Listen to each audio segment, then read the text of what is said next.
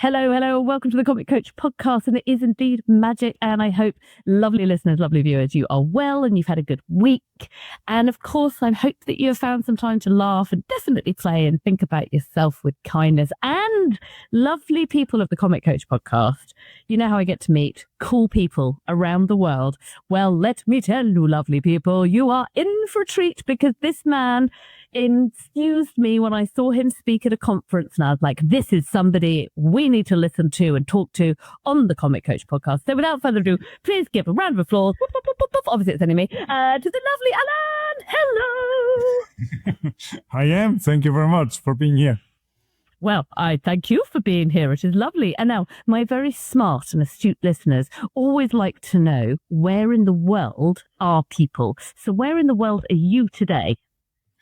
Yes, so I'm sitting in a beautiful town, small enough to really feel cozy and big enough to hopefully a bit matter, which is called Zurich. And Zurich today is really beautiful. It's fantastic weather. In our short discussion before we started, we just discussed about weather that's just perfect. You know, that's not too hot, it's not too cold, sunny. It's just fantastic. And Zurich is really beautiful. So whoever on the call might not have been there yet, make it a priority. It's a fantastic town. It really is a fantastic town. Are you from Zurich originally? Is that? Yes, I'm one of the indigenous here, which is not many. Yeah. But I'm indigenous Zurichois. Yes. Yes, he is a pure indigenous Zurich soul. And you're right. It's like when I tell people I'm a Londoner, people are like, you're an actual Londoner. I was like, well, I've lived here for 30 years, so I think that counts. And I grew up only about an hour away. And I have met so many people who like, I've lived in London for 3 years and you're the first person that is an actual Londoner. And I'm like, I know. Oh, so I'm very, very excited. Now, all of my regular listeners will know I like to ask questions around impact. And I have 6 questions all around what's impacted you? How have you become the fabulous man in Zurich that we see before us? Are you ready? He's ready. He's so ready. He's silent with his readiness there. Yes, I'm just overwhelmed. So your question is now, the short version is... Yeah. Okay. My question is, are you ready? Question number 1. Who has had the greatest impact on your life? Yes. So I would really say, as I have been grown up in Zurich, I made a huge leap when I was a young exchange student to Canada. And I chose at that time Canada because of its nature. It has mountains, it has beautiful lakes. And I was not so aware of the fact that still being in the Western world, the world would look very different there. So when I got there, I had a host father that was just absolutely perfect. So he was really a very funny guy. I think that is one thing that also we share. We love to have fun. So he was very funny. He loved to play with language. So I've also hopefully learned a bit faster and more than some of my colleagues being over there. And he was so calm in difficult situations. So maybe just a short story. I at that time started to drive. And he was actually willing to help me with that. So that's already quite spectacular because most host parents do not want to do that because something could happen and whatever would then happen. So he said, yes, no problem, we can do that. And I think it was about the 3rd night. We came back from our ride, our kind of learning ride, and I had to drive into the garage. And I must say I missed the brake and actually chose the gas. And only in the very last moment, I think it was about 2 millimeters in front of the fridge, I actually managed to stop. So I was looking to the side, to my host dad, and he only said, "Hey, Alan, great job. You've done it. Let's go driving again tomorrow." And for me, this is really a metaphor of how he was somehow thinking and acting. I mean, he was so relaxed in very difficult situations, could really give you this comfort, very appreciative, and being able to support you to really get your very best. So I must say I've learned a lot from him. I love that. And I love the fact that your little heartbeat as a younger man must have gone, I have nearly driven into the wall. And he's like, we'll go again tomorrow. And there's something really profound about having that kind of influence in your life when you were still working out who you wanted to be, right? Yes, and that was the other very exciting part. I think when you go so far away, you could basically redefine yourself. And it was very exciting to see that in some aspects, yes, I did redefine myself, but in many aspects, you could also somehow notice what you feel very strongly about and what will not so easily be changed, what is really starting to be you somehow.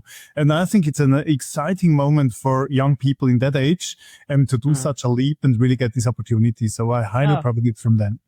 Oh, so true. And I think, having us now, and this pod's been going for 6 months, I think. And I think one of those things that is coming through is that the ability and the privilege of being able to travel and who we meet when we travel and how that can impact us and shift us or change us in a really positive way. So yes to your Canadian host dad. Let's call him that. What was his name? What was his actual name? What was his first name? Walter, shortening Walt. And one more aspect about it, and that might also be true for North America in general. We currently in Europe are very negative about North America, and potentially for good reasons. I don't want to judge that. But what I've noticed in Canada is really this can, and I now say CAN in big letters, can do attitude, this positivity, this everybody can reach everything, which in a way is also, as Europeans, we would be more skeptical about it. Nevertheless, I think it's so positive. This thinking that there is no limit and so on. And we know all those words that we very often hear in contexts that we might also smile about it. But I must say, he really also in a way lifted, as you can see from this story. I mean, he really lifted. And I think being grown up in an academic world in continental Europe, where you basically pride yourself in being the most skeptical and most critical and really finding the mistakes and the problems and everything. I still love that. I think that's all good. However, if you can transition that strength with the positivity of North America, I think we can profit both. Yeah, I love that. And there's a little part of me that loves the fact he's called Walt. It's such a sort of Canadian American name. Hi, I'm Walt, said no British person ever. Yes, and just a smart, short remark about that. When I arrived there and met him first, my name actually is Alain. So it's a French name due to my heritage. My father was from the French part of Switzerland. So I told him, hey, listen, I'm not Alain, I'm Alain. And he said, no, for us, you're Alan. And as a Swiss, this was so awkward because we always try to treat people, also try to pronounce the names exactly how they like to pronounce them. We're used to all those different languages. And he just basically told them, no, in our country, you're Alan. And actually, I was quite fine with it in the end. I love it. I love it. Question number 2.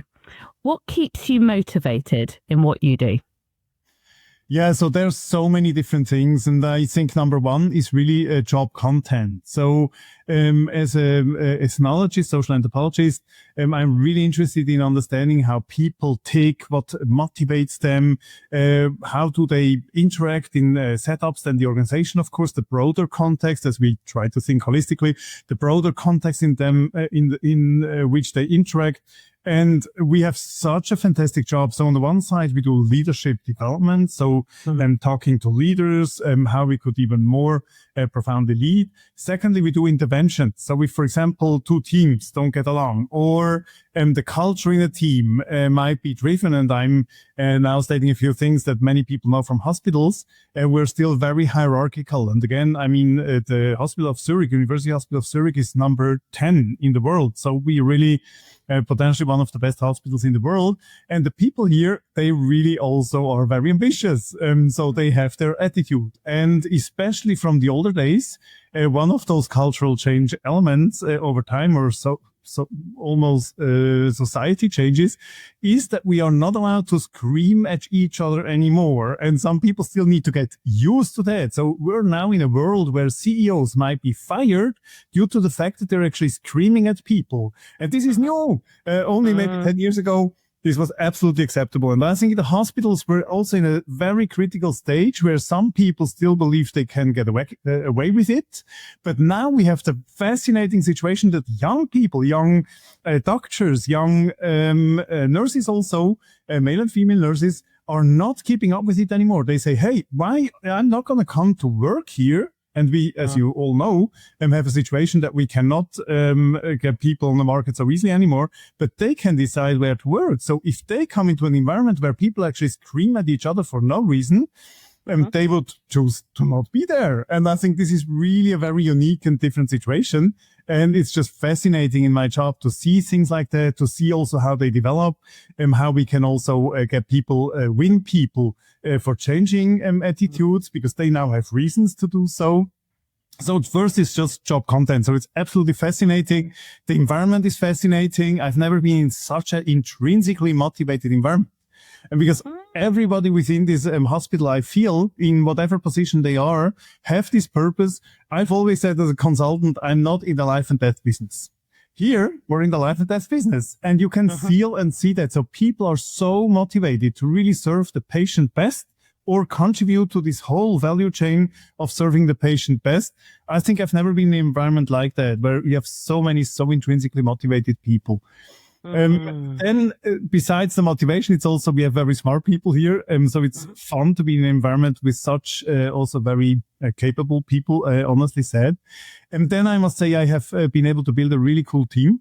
That is also a fascinating experience where we started off and where we are now. And I brought my team also to now together design solutions, reach out to each other, support each other. And I have a boss that is very supportive. So I think that is also something we always say, you know, people join companies, but then leave bosses. I have no reason to leave. So I have a really cool boss at the moment that is supportive, that is fun. We have, I think in no company I have left so much as in this company here, besides doing a very serious job. So I really must say it's a exciting environment to be. I mean, I love that answer so much. And it's really interesting what you say about everybody being motivated. So a few years back, I got to work at Great Ormond Street Hospital, and at that point, I'd worked, you know, like you, as a consultant with other sort of NHS organisations, and they had varying levels of motivation, varying levels of challenges, shall we say. Whereas Great Ormond Street, there wasn't one person, and I'm talking from the cleaner all the way up to the CEO, who wasn't completely motivated by delivering patients' excellence. And that when you're around that, it helps you up your game. So of course you're going to be motivated, because it's like, we are here to be the best, and in their case, the best children's hospital in the world, doing exceptional research. But it was that understanding why everybody was there, which was, from my experience in the NHS, that was unique to that particular place. So I hear you about why that would be magic. Very good. Very good. Maybe just one side comment on that. Now, if you imagine an organization where everybody's so intrinsically motivated, you would almost assume that we have no conflicts. And I must say, this might not be true. Right. Because all those very intrinsically motivated people have also clear ideas how to go about it. And this is what I love about conflicts. And so many people, I think, do completely misunderstand that. They hate conflicts. But in the end, conflicts help us to understand, do we need to clarify maybe responsibilities? Do we need to clarify needs that we have? And I think this is something that I really hope that I can also have continuous impact here, and that we try to look at conflicts really as a sign that we can actually react to, hopefully constructively, and then learn out of it and get into better shape. Because also, I think sometimes, you know, conflict also can mean it's because people really care, right? And the way that, you know, and I, from my sort of understanding, you know, the way that people see their world in their mind is true, right? And I think as long as you've got good intentions, you're not a psychopath, and we'll ignore all of them. But, you know, I think generally when people really care, quite often, if you've got two parties that really care, they might just not see the other truth, if that makes sense. And so that's what the conflict can be. And actually, when you pull it back down and they both realize that they care and they want to get the same thing, but that's the magic stuff that you do, right? It is indeed. No, it's fascinating. It's a really fascinating environment. I know. Us people, we are very interested, aren't we? So question number three. How do you play? Yes. So that was an interesting question. I think that was one that I normally would not expect. So from that perspective, I really love the question. So first of all, besides all the board games and, Yas, which is a card game in Switzerland, very popular one, and that I also love to play, I think most of my playing is really the playing with words. So especially in our family, we also with my friends, we, for example, send short messages, and we always try to be somehow creative or funny about it. And, reading such a message is so much more fun than if you just read when to meet and whatever. And so if somebody tries to be creative and using maybe an absurd situation or whatever, you always have to slightly smile. So if that also counts as play, I think that is potentially one of the biggest fields of playing that we are doing. In my family, also with my friends, we often make fun of situations, hopefully not in a bad way for others, but mainly in a way that we just can have fun, maybe look at situations, people, try to characterize them in a funny way or whatever. So I think this is one field that I love to play. I love that. And, as regular listeners will know, my second book is going to come out next year. And part of the research that I've done is working out how do adults play. And I've identified that there's 12 ways that adults play. So I built on Dr. Stuart Brown's model. So he's worked with adults in America. And he had, I think, from memory, had 8 ways that adults play. And then I, through being a practitioner, have noticed that there's 4 other ways. And 2 of the ways that you've beautifully described there is that you're the comic, which you definitely are, having seen your talk at the conference, which is where we met. That's right, kids. He and I met at a conference, and now look at us on the podcast. And then the second way is that you're a storyteller. And so it's that manipulation for joy of language, the cultivation of interesting terms, sentences, and things like that. And that, for sure, is definitely a way that we play. So very good. Question number four. And what is an action that you have taken that's really impacted your life? Yes. So I first went back to stories of my youth when thinking about that. But what actually really stuck in my mind was a situation I've experienced only a few weeks back. And there was this older colored, handicapped person standing at a bus station. And suddenly, out of nothing, a young person, a young fellow, maybe around 16, 17, came towards this person and scared the person heavily. And this person was completely out of mind and was frightened. And the young guy ran to a group of friends, and they all laughed about that. And it made me so angry. I don't know. I cannot describe that. So I went there. I first had to hold myself a bit. And I went there and I told him, hey, why did you do that? What was funny about that? I don't understand what's funny about it. And first he was still brave and trying to brag. It was funny, and the others laughed. And I then tried really to offer him a different perspective. And I said, I didn't think it was funny at all. I felt it was very mean. And how can you do that to an older, handicapped person from far away? How can you do that? What can you do about it? And so suddenly the person got really quiet, and his friends kind of tried to disappear, and they walked away, and he was standing there, and I don't know what the impact was in the end, but certainly he did not go very cheerfully from there. And the older person came to me and said he's never experienced something like that, and he was very thankful about it, because it was really for him very odd what he experienced there.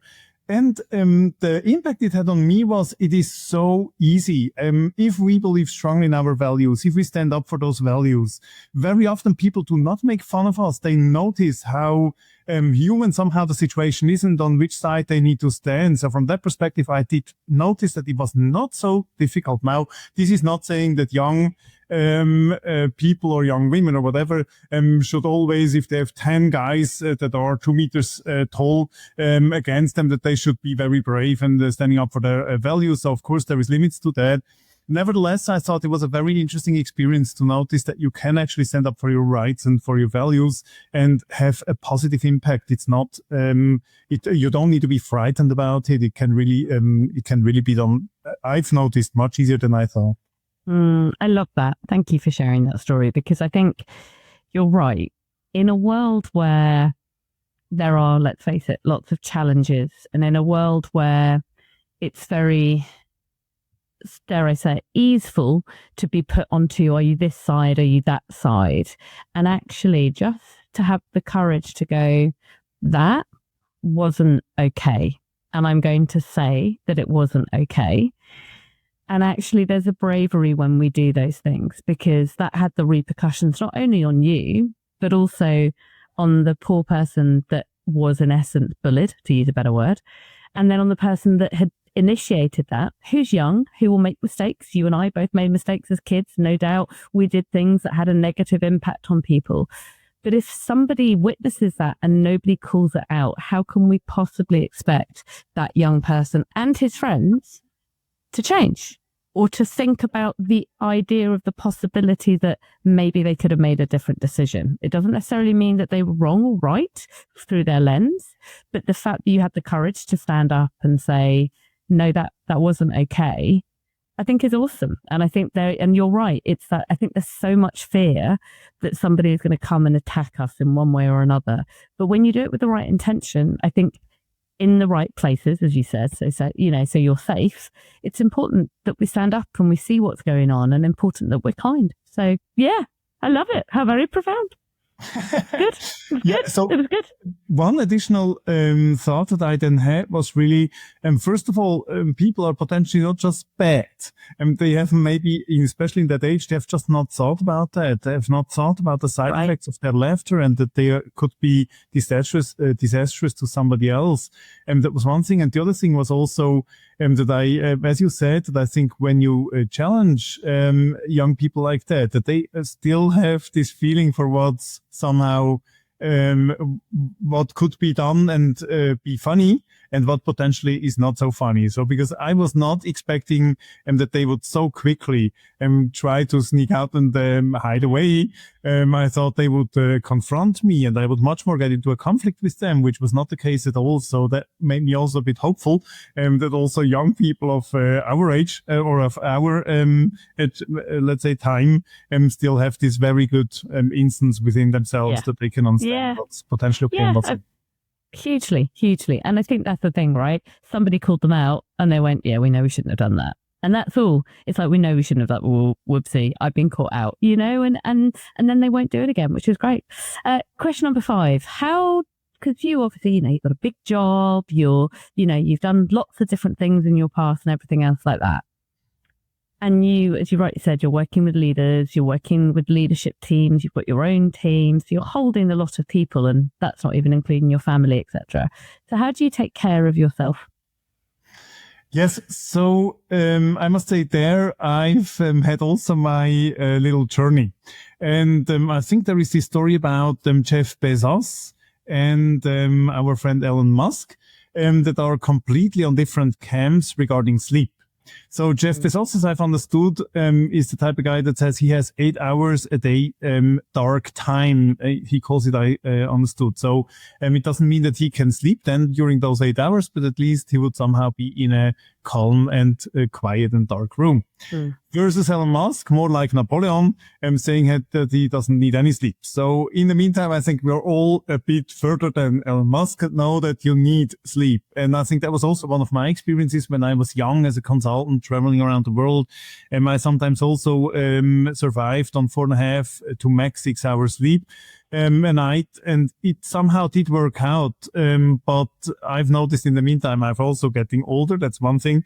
But a good night's sleep of 7 hours in the meantime, I feel is so much worth. And you can be more relaxed on the next day. You can easier deal with situations that might trigger you. So you can more easily step back in such situations. And you're just more considerate. You're more easygoing. You're more comfortable with situations. So I really do think that it is one important element that we try to safeguard our sleep. Now, from 4.5 to 6, I definitely came to minimum 6, generally 7. which I think is really something that I would also advise others, of course, depending on whatever they need. Some of them need 9 hours, so I cannot comment on that, but at least that they give themselves some time. Secondly, I think sports. I've always loved sports, being outdoors. In the meantime, there's so much research about it, why outdoors is good for us. I've always done it, so I'm also happy to see that research, but I think I did it also because I just love it. And I had an injury about 2 years ago that stopped me pretty heavily from doing sports. And then I've noticed how much I'm missing it on the one side. And I suddenly also noticed how important sport is to hopefully be healthy, stay healthy, and grow old healthy. So I think that's my second formula. There's this a corporate athlete's formula of 2 times a week strength training and 3 times a week, ideally, something cardio actively. And I must say, I try to somehow hold up to that. It's not always working, but often.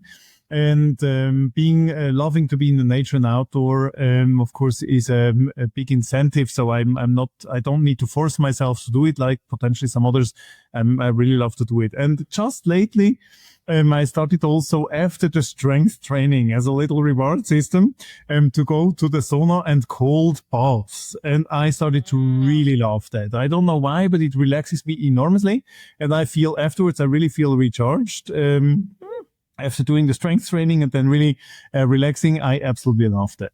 Having said all that, I think also a family. I have 3 kids, a wife I'm together with since 32 years.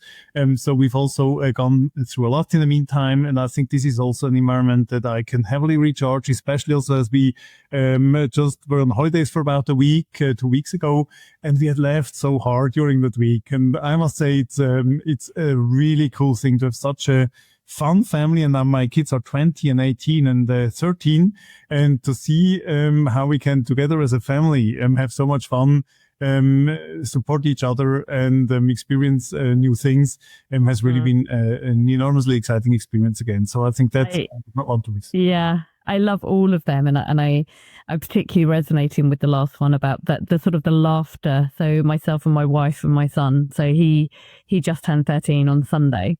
And on Friday it was friends and family. So we just laughed, and we played. And one of my friend's husbands is a martial artist. So he brought sort of foam swords with like a head protector and a chest protector. And I kid you not, all of us did various rounds of kind of gladiator-esque, but with foam stuff, whacking each other. My son is 13 and he's getting all of the adults in his life and he's getting to whack and play, and we're laughing. And my friend, who's an actor, who's his godmum, was sort of doing the commentary. And it's just that joyfulness, and that fuels us. And it does mean that we're looking after ourselves because there's that connection and laughter, and the sleep and the exercise and nature. Yes. But I think sometimes it's just making sure that there's that time with the people that fuel us is also magically important. So I am there with you. And then finally, the 6th question on the Comic Coach podcast. You're doing brilliantly. I mean, I'd give you a gold star, but you're in Switzerland, so I just have to throw you one. There you go. You got it. What have you been thinking about in the last couple of days? What's been in that fabulous mind of yours? What's been in your brain? Yeah, so first of all, something not so intellectual. I'm currently this week, we have a bike to work week, which is quite strenuous. And because now you need to, normally you can or are allowed to, but now you need to bike. So I always try to put in some fun again. And this week I'm testing a vehicle called Pod Bike. It's an absolutely fascinating velomobile. That was developed in Norway, that can basically take care of all weather conditions. It's closed in. You can actually pedal like with a normal bike, but it has a little motor that supports you, and you can use it under any weather conditions. You can use it with your normal clothing, so you don't need to have hat or gear or whatever. And it's really a fun thing. So I'm trying it out currently, seeing limitations and also benefits. So that keeps me a bit busy because I need to think about when to load the batteries again and things like that. So it's again something completely new. I need to get my head around, and I find it quite fun. So that's one thing. Then another thing, my team is a bit in transition. I have somebody in my team that will go on maternity leave, and she's really a high performer. And the second lady is now, and that's, I guess, a new topic we will see in leadership, and that we have people that want to go on long journeys and holidays. So she was asking for an unpaid holiday. And she's also one of the top performers. So I have now my team basically with two really important members down. We have new people coming on board. And then you ask yourself, of course, are that the right people? Do they fit in with the culture, with the tasks and everything? And so that's another topic that's on my mind. And also, how can I support my team best in that transition? Being on the other side, that's potentially the third topic. Myself, very much under pressure and trying to understand where do I potentially need to even more so prioritize, maybe also disappoint people to afterwards not see the downside on my end, being tired, not being able to get up again. And besides all that, I of course have a family, and I do still want to be there and available for them, which is also the third topic. Then how can I somehow bring that all under one, all together at work, which is always not easy. I guess you know all about it with your quite interesting life there as well. Yeah, I hear you. And I think, thank you for being honest, because I think it's that thing of, we all have to put conscious energy into how are we showing up in all of the different parts of our lives, and how do we show up as ourselves. And actually, I just wrote an article all about this because I'm thinking about my show, and I'm sort of reworking the script. And one of the things is, how do we make sure that there's always these different moments and these different moments of connection? And of course, I'm thinking about my show, but then that led me to think, so how am I doing that with different people in my life? Am I having enough time with my son? Am I having enough time with my wife? All of those different things, right?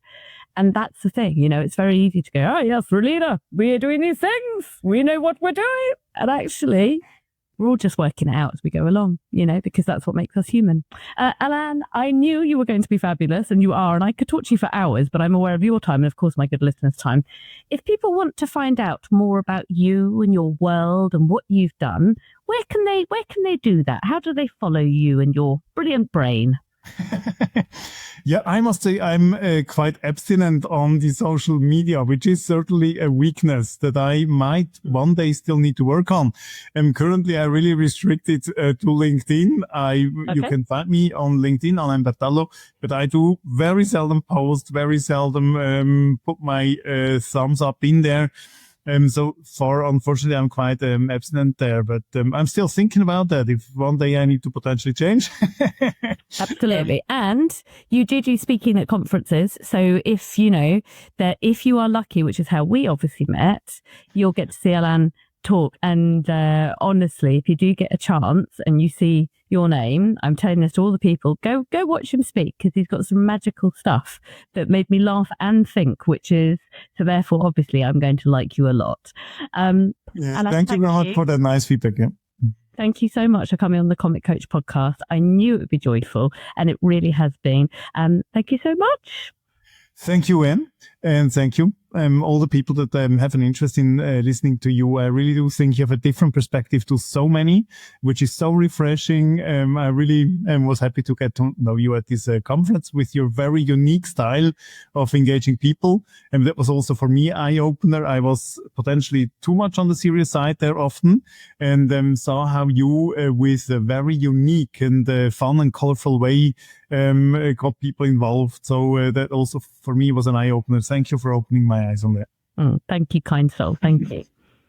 I could have talked to him for hours. So when I met Alain, he talked about generations and how generations are not actually in conflict with each other. It's just how society has changed. I'm paraphrasing this really badly. I'm sorry, Alain.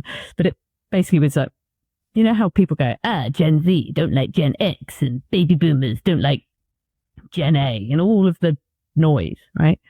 And he, in his very beautiful, very thought through, academic, but humorous way, went, there's literally no evidence for that whatsoever. It's just, we move through life and society changes, but actually this whole noise that we're all in conflict with each other is actually a whole load of nonsense. It's just that we're at different stages and so different priorities, and you just, strange enough, you can just work through it. And I remember seeing his talk and I was just like, oh, he's so interesting. And he has done so much stuff, in conflict zones and various different things. And he's just a fascinating human being. And I hope that just give you a little slice into his world. And I love the story about Walt and, and how that traveling, really impacted him and things like that. So yeah, I hope you enjoyed that as much as I did. If you're watching this, blue headphones. If you're not watching this, I have the largest blue headphones in the world because I lost my black ones. Just telling you this because I'm a human. I have no idea where I lost them. It's very annoying, but I lost my little black ones. So you now have me looking like this. It was like, woohoo, look at me. Look like I'm a small alien with a little pixie haircut coming through. Anyhow, there we go. Thanks again for listening to the Comic Coach podcast with me, Em Stroud. Do subscribe, like it, share it, do all of those good things. I'm going to continue chatting to awesome people and finding out what has shaped them, who's impacted them, how do they impact other people, and just finding out cool stuff about them. And so yeah, if you're enjoying it, do tell other people about it. If you're not, just don't mention it. Just literally don't mention it in any way, shape or form. Thanks for finding it, for listening to it and liking it and all of that good stuff. Have a really good week. Make sure you find some time to laugh, make sure you find some time to think with kindness, and make sure you find some time to play, because that's what the Comic Coach says. Hip hip hooray. I'm never doing that intro again. Take care. Bye bye.